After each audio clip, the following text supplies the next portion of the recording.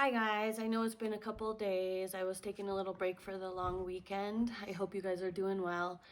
I know that I've been just trying to find a schedule. We've been going out on walks, spending time with family.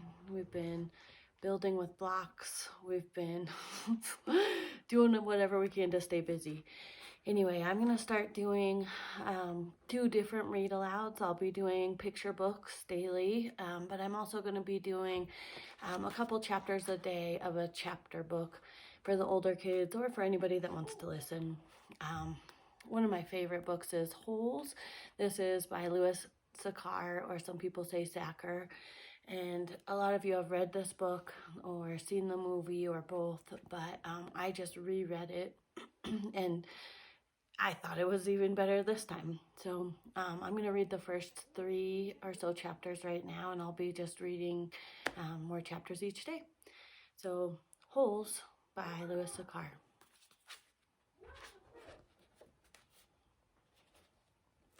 So this is broken into parts. Part 1, you are entering Camp Green Lake. There is no lake at Camp Green Lake. There once was a very large lake here, the largest lake in Texas. That was over 100 years ago. Now it is just a dry, flat wasteland. There used to be a town of Green Lake as well. The town shriveled up and dried up along with the lake and the people who lived there. During the summer, in the daytime temperature hovers around 95 degrees in the shade, if you can find any shade. There's not much shade in a big dry lake. The only trees are 2 old oaks on the eastern edge of the lake. A hammock is stretched between the 2 trees, and a log cabin stands behind that.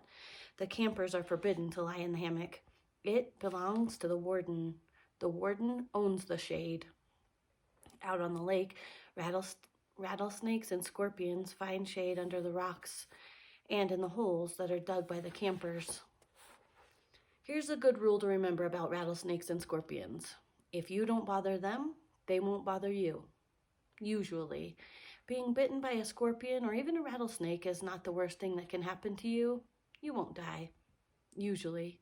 Sometimes a camper will try to be bitten by a scorpion or even a rattlesnake, and then he will get to spend a day or 2 recovering in his tent instead of having to dig a hole out on the lake. But you don't want to be bitten by a yellow spotted lizard. That's the worst thing that can happen to you. You will die a slow and painful death. Always. If you get bitten by a yellow spotted lizard, you might as well go into the shade of the oak trees and lie in the hammock. There is nothing anyone can do to you anymore. Chapter 2. The reader is probably asking, why would anyone go to Camp Green Lake? Most campers weren't given a choice. Camp Green Lake is a camp for bad boys. If you take a bad boy and you make him dig a hole every day in the hot sun, it will turn him into a good boy. That was what some people thought. Stanley Yelnats was given a choice. The judge said, you may go to jail or you may go to Camp Green Lake. Stanley was from a poor family and he had never been to camp before. Chapter 3. Stanley Yelnats was the only passenger on the bus, not counting the driver or the guard. The guard sat next to the driver with his seat turned around facing Stanley. A rifle lay across his lap. Stanley was sitting about 10 rows back, handcuffed to his armrest. His backpack lay on the seat next to him. It contained his toothbrush, toothpaste, and a box of stationery that his mother had given to him. He had promised to write to her at least once a week. He looked out the window while there wasn't much to see, mostly fields of hay and cotton. He was on a long bus ride to nowhere. The bus wasn't air-conditioned, and the hot, heavy air was almost as stifling as the handcuffs. Stanley and his parents had tried to pretend that he was just going away to camp for a while, just like rich kids do. When Stanley was younger, he used to play with stuffed animals and pretend that the animals were at camp. Camp fun and games, he liked to call it.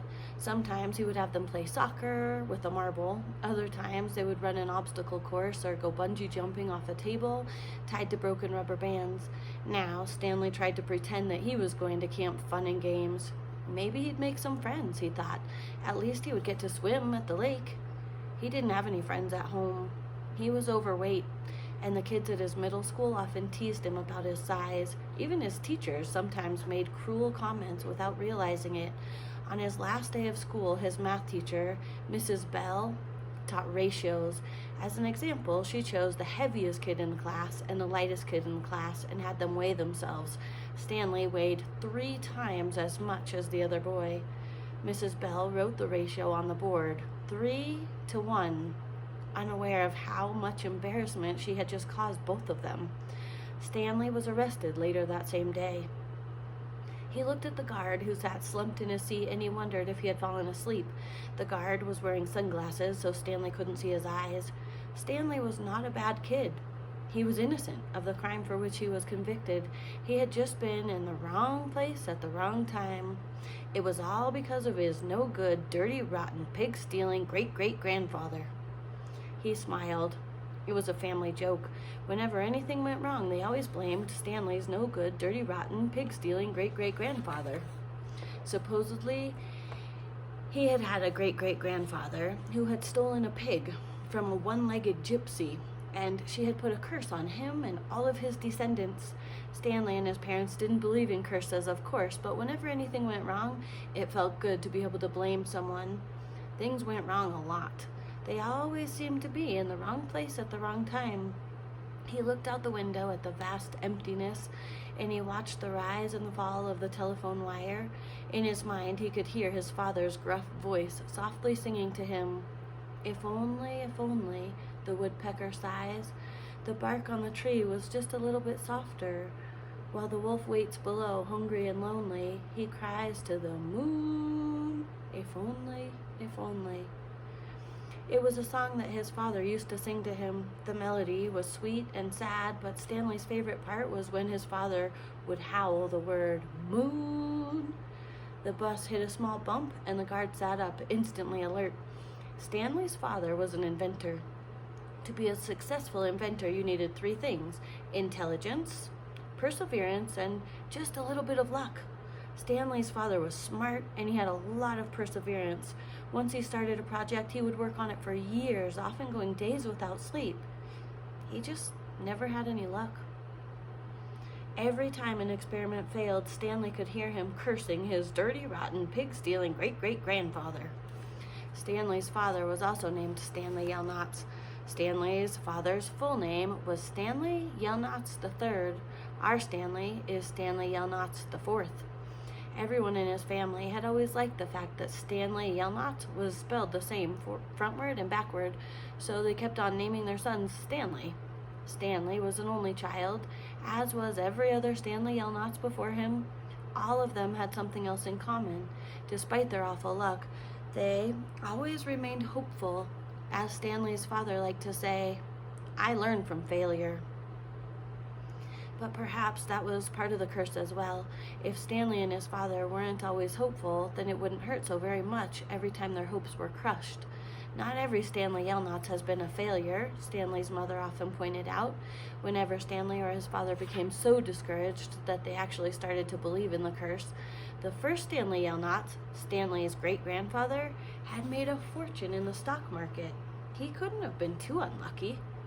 At such times, she neglected to mention the bad luck that befell the first Stanley Yelnats. He lost his entire fortune when he was moving from New York to California. His stagecoach was robbed by the outlaw Kissin' Kate Barlow. If it weren't for that, Stanley's family would now be living in a mansion on a beach in California. Instead, they were crammed in a tiny apartment that smelled of burning rubber and foot odor. If only. The apartment smelled the way it did because Stanley's father was trying to invent a way to recycle old sneakers. The first person who finds a use for old sneakers, he said, will be a very rich man. It was this latest project that led to Stanley's arrest. The bus ride became increasingly bumpy and the road was no longer paved. Actually, Stanley had been impressed when he first found out that his great-great-grandfather was robbed by Kissin' Kate Barlow. True, he would have preferred living on a beach in California, but it was still kind of cool to have someone in your family that had been robbed by a famous outlaw. Kate Barlow didn't actually kiss Stanley's great-grandfather, that would have been really cool, but she only kissed the men that she killed. Instead, she robbed him and she left him stranded in the middle of the desert. He was lucky to have survived. Stanley's mother was quick to point out. The bus was slowing down. The guard grunted as he stretched his arms. "Welcome to Camp Green Lake," said the driver. Stanley looked out the dirty window. He couldn't see a lake, and hardly anything looked green. I'm going to stop there, guys. That was the first 3 chapters. We'll start with chapter 4 tomorrow.